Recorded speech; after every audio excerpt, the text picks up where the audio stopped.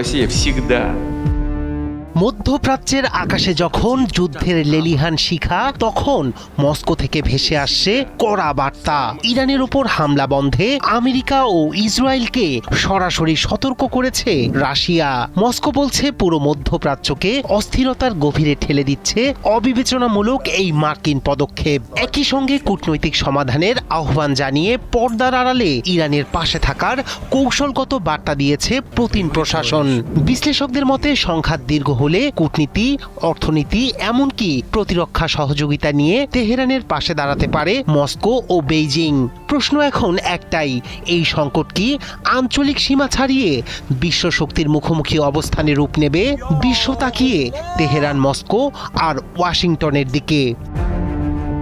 মধ্যপ্রাচ্যের উত্তেজনা যখন চরমে, তখন মস্কো থেকে এসেছে নতুন কূটনৈতিক বার্তা। ইরানের ভূখণ্ডে হামলা বন্ধে আমেরিকা ও ইসরায়েলের প্রতি আহ্বান জানিয়েছে রাশিয়া। অবিলম্বে সব পক্ষকে রাজনৈতিক ও কূটনৈতিক সমাধানের পথে ফেরার তাগিদ দিয়েছে দেশটির পররাষ্ট্র মন্ত্রণালয়।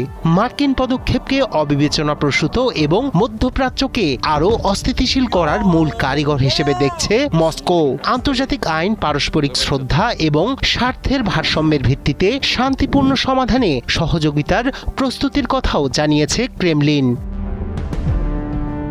এদিকে রাশিয়ার সাবেক প্রেসিডেন্ট দিমিত্রি মেদভেদ কঠোর ভাষায় আমেরিকার সমালোচনা করে বলেছেন, তথাকথিত শান্তি প্রতিষ্ঠার আলোচনা ছিল ছদ্মাবরণ। তার মতে ইরানের সঙ্গে আলোচনার আড়ালে চলছিল চাপের কৌশল।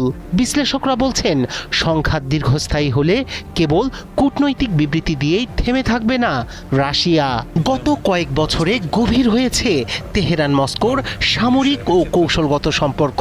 প্রতিরক্ষা প্রযুক্তি, গোয়েন্দা তথ্য বিনিময় এবং যৌথ মহড়ার মাধ্যমে বেড়েছে দুই দেশের সহযোগিতা।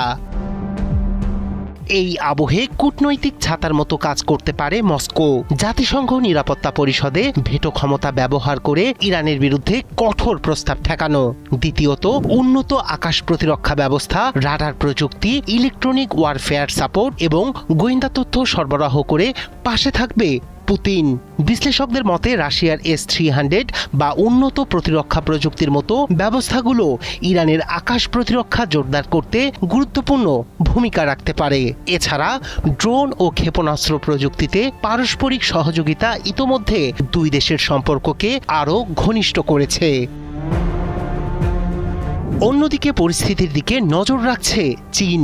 বেইজিং ঐতিহ্যগতভাবে মধ্যপ্রাচ্যে স্থিতিশীলতা চায়, কারণ জ্বালানি নিরাপত্তা তার অর্থনীতির জন্য গুরুত্বপূর্ণ।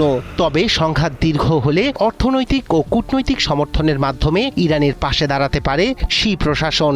এই আবহে নতুন করে আলোচনায় তেহরান, মস্কো, বেইজিংয়ের সমীকরণ। মধ্যপ্রাচ্যের সংকট কি বৃহৎ শক্তিগুলোর মুখোমুখি